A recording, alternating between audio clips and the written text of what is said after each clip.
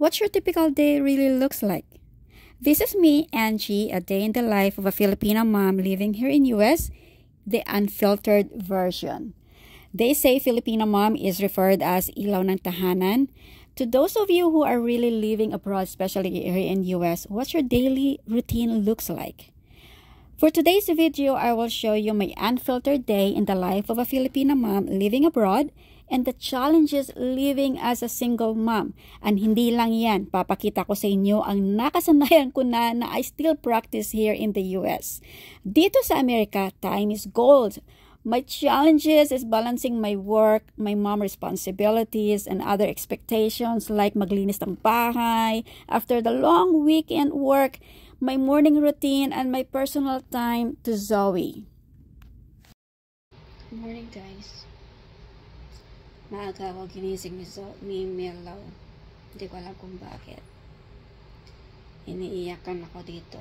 Ay, Sabado pa naman ang sarap matulog. Ayan, umiiyak. Sa dulo ng kama. Kakaantok pa yan, alas 6 pa lang eh.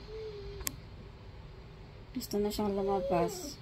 Nasanay kasi na alas 6 kami nagising may pasok. So, lalabas ko muna.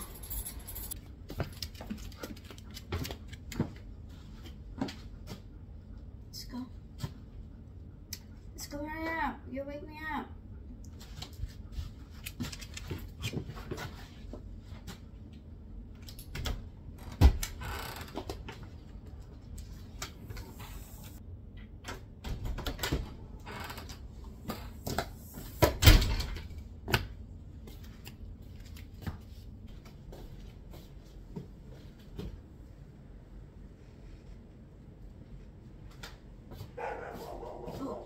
Goodness. Do you want to have it out there?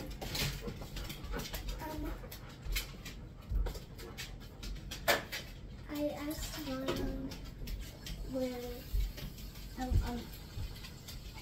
where did you put those mangoes? Those mango gummies. What mango gummies? I don't have gummies. Well, not an angel has them. It's hers. Oh. In her bedroom. Tahimik po ang buhay namin dito na malungkot at the same time kasi wala kaming mga kaibigan, wala kaming kamag-anak, wala po kaming kapitbahay na makakausap. So pagka Sabado, Linggo, especially pag wala si Zoe, ako lang po ang naiiwan sa bahay at para akong luka-luka na para nagkahanap ng mga extracurricular activities. Ika nga. Pero ito naman si Melo kasi si Melo naman yung nagiging kasama namin at nagiging guide namin sa araw-araw. So nilalakad ko, nilalabas ko. At the same time, nababalance ko rin yung mga pang-araw-araw ko, my daily routine. Naglilinis ng bahay, yan na lang po ang iniisip ko. Pero nakakalungkot pa rin kasi 'di ba? Pinadala ko yung pangalawang anak ko sa Pilipinas. So, parang nalulungkot pa rin ako kasi I used to have her in the house na parang, you know, you have more responsibilities to think of. So, parang ngayon, parang nabawasan yung parang iniisip mo. But then, you miss the presence pa rin. So, hindi pa rin ako talaga na super 100% stress-free at saka peaceful. Kasi hati pa rin yung oras ko. Kasi nandun yung anak ko sa Pilipinas, nag-uusap pa rin kami, tinatarong ko pa rin yung nanay ko sa Pilipinas. And nandyan pa rin. You know, minsan kailangan mo ng napapagod ka. Minsan kailangan mo na mag-give up. Pero hindi pwede.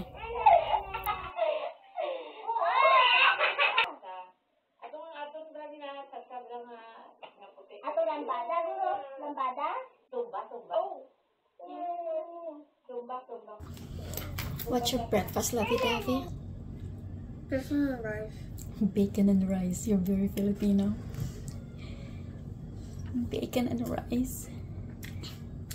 Why is it better with rice? What? Why is it you like rice better? I just do. You just did. Yeah. Enjoy your breakfast. Thanks. Guys, nagkakamay siya. Nagkakamay po siya. Tingnan niyo, nagkakamay, You have a Filipino blood because you're eating with your hands. You're certified Filipino. Eating rice and breakfast. Guys, dahil Saturday ngayon, ang dami kong itatidy up. At saka ang dami kong mga, ang tawag nito, yung mga knickknacks dito sa labas ng counter ko. Talagang everyday, sinasabi ko sa sarili ko, itabi ko yan hanggang sa nag-accumulate na lang. So, gagawin ko ngayon, talagang itatabi natin. And hopefully, the kids will find what they're looking for. Kasi nasanay silang nandyan na ng ilang buwan. So, ganyan ang gagawin natin. And then, maglalaba ako ngayon. Ang dami kong labahan. Ayan. Well, see.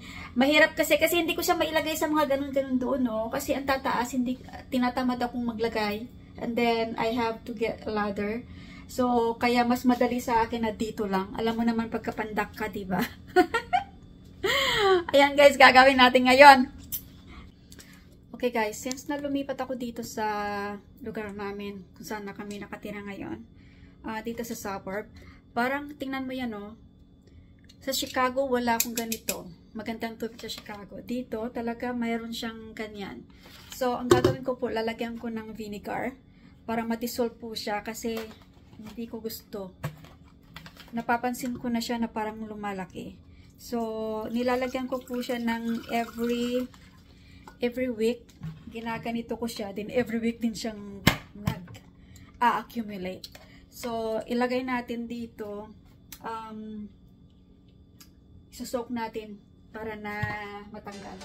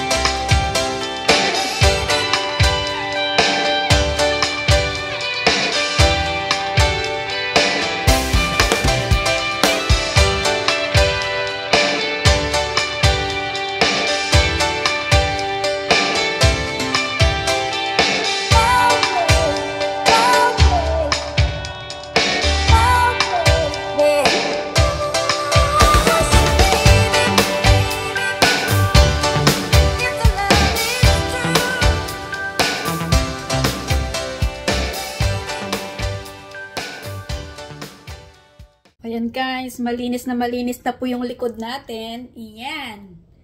Oh, malinis na, no? Pero ito ang totoo. Kala nyo lang, ha? Kala nyo totoo. Ayan, yung kalat. Gagawin natin yan. Hindi pa tapos. Ayan pa, Marami pa tayong mga abubot na kailangan itabi. Sino nakaka-relate dyan? Pinaglutuan po namin ng breakfast. Kakapagod, ano? Yan. Maswerte sa Pilipinas kasi may mga katulong pa kayo. Kami dito wala.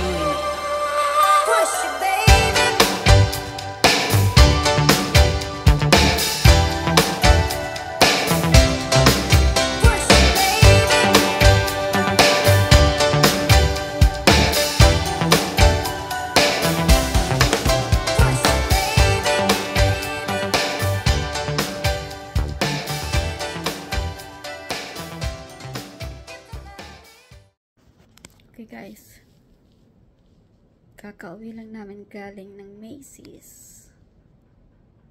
At nakakapagod. Pagod po ako. Sarap matulog. What's up, Melo?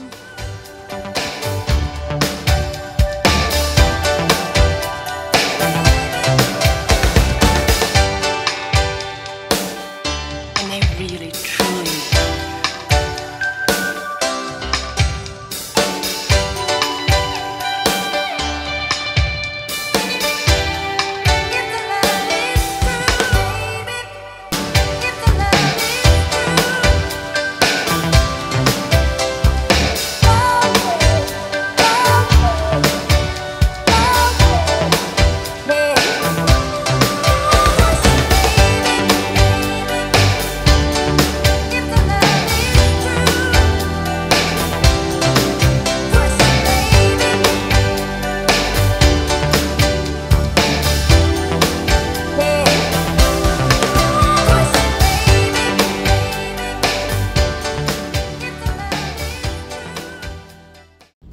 Guys, I still use may sampayan para po ay iba po kasi ang amoy ng nilabhan mo pagka nasasampay lang siyang ganyan, unlike na ilalagay ko sa dryer. Sometimes medyo mayroon na siyang parang may amoy na init, kumbaga, and nasisira po yung damit nyo pagka parating yung nilalagay sa dryer. So I'm not sure about you, but not only that I save energy, I also save some money not to keep buying some clothes. Kasi nagsishrink siya pag ilalagay mo siya sa dryer all the time. Nagsishrink po yung mga damit. So, I still use sampayan. I actually purchased this one in Amazon. Pagka may gusto kang i-hanger, you can leave it here. This was 100 plus in Amazon. So, medyo worth it na rin po para sa akin. Also guys, ang hindi mawawala sa akin. Okay, I don't know. I have my vacuum. So mayroon pa akong Dyson. But I still use the walis. Hindi ko lang alam kasi feel ko yung magwawalis ako ng ganito kaysa sa magva-vacuum ako. So I use the vacuum pagka talagang once a week, yung mga ganyan. On a daily basis, ito po ang hawak ko. Ay! How do you know that the person is Filipina? Hanapin niyo po yung bahay niya. Hanapin niyo pong bahay niya kasi makikita niyo may mga walis ang mga Pilipina. Hindi po mawawala yan. So I do vacuum once a week. So, ganyan, but on a daily basis, yan po ang ginagamit natin. Meron po tayong mga mini crisis. And, you know, meron po kaming interaction ng anak ko na medyo, I thought na nakita ko siya the other day, nagsasayaw-sayaw, you know, she was laughing, she was dancing with her cousins. So, meron pa rin problema, hindi pa rin may iwasan yung walang problema, guys. So, akala nyo lang, akala nyo lang tatawa-tawa ang ganda ng mood ni Angie, pero deep inside marami tayong mga shortcomings pa rin. So yung anak ko, she still has the flashback ng mga experiences niya dito sa ex-husband ko. So itong kapatid ko na lalaki, talagang kinuklit siya all the time, na nagwo-worry kasi she is sleeping most half of the day. And magigising na siya ng mga alauna, alas 12 ng tanghali. Then, pupunta ng gym. Pag sinwerte, gigising ng alas 9 ng umaga para pumunta ng gym. So, yung tulog po niya, nagfa-fluctuate. Nagkaganon po yung tulog niya. Hindi po siya straight na natutulog siya ng gabi and then magigising ng alas 9 ng umaga. Nagfa-fluctuate po yung mudo niya. And, kinukulit siya ng kapatid ko na lalaki, pinuntahan na sa kwarto niya, parang he barged into her room, na tinutugtugan, kinakantahan, then niyuyugyug yung kama, and then ginigising siya. So, yun po yung mga experiences niya sa aking ex-husband before, na nagpa-flashback po yung mga anxiety tsaka yung fear. And yan po guys ang ating pinaka-highlight sa ating usapan ngayong araw na to, sa video natin na to. hindi po talaga 100% na tayo ay walang problema. There is always something in each day. So, yun po yung pinaka-challenges natin bilang isang nanay. Kasi, I'm not sure with other parents, pero diba mga Filipino, yung mga Filipina, you are involved to your children kahit na mag-asawa sila, kahit na magkaapo ka pa, you're still involved. I cannot turn my back away from my children. Hindi ko lang alam sa inyo, ha? But maybe some of you will say, hey, they're an adult, they are in their legal age. Pero hindi naman kasi ganyan ang kultura natin at hindi ako pinalaki na ganyan. Ano ba yung mata ko? Alam mo, may malita na ako. Nakahanda na kami. Guys, pag ako tinupak, pag may pamasahe ako pa uwi ng Pilipinas, talaga mag-i-impake ako. Uwi ng Pilipinas! Wala, ayoko na dito talaga. Yan po ang ating unfiltered day for the day. Hindi po tayo nagpretend. Wala akong bura. So, nakita nyo kung ano ang araw-araw ko.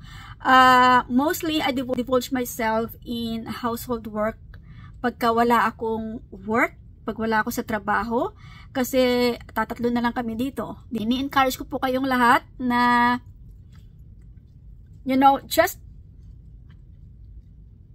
kahit na ano man po yung mga experiences natin. So, I'm just sharing you my daily life na kahit na ang dami kong mga stressor, kahit na mayroon akong mga problema na hindi nyo alam, we need to be resilient sa ating mga day-to-day problems and stress.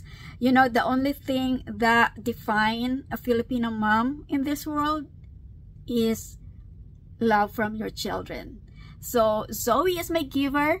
She gives me a lot of hugs and kisses, and she tells me, you know, thank you mommy, I love you mommy. Yun lang po yung parang pampakonsuelo ko every day.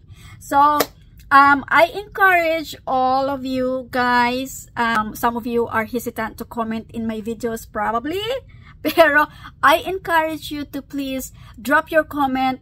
What's your daily routine looks like? What are your challenges as a Filipino mom dito sa abroad?